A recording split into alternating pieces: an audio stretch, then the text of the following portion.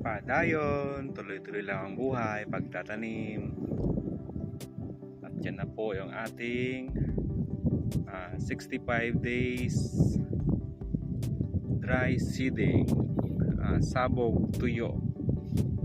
Yan, naglalabasan na ang kanyang mga uhay.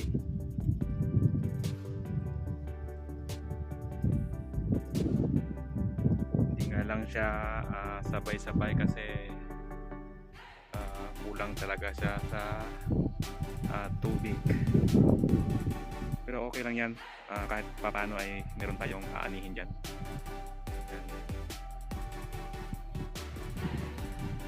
Nakakaantok talaga yung yung hangin.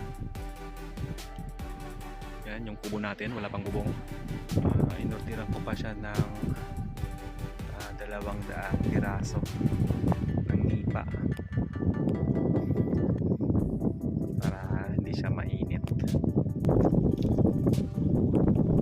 Nilalagay ko ng tubig. Ganda na siyang pagmasdan. Nakikita mo na yung kanyang mga uhay.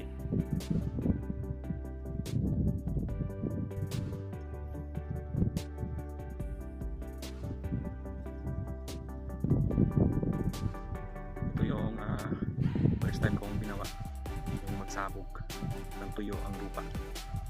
Yan naman po yung resulta niya.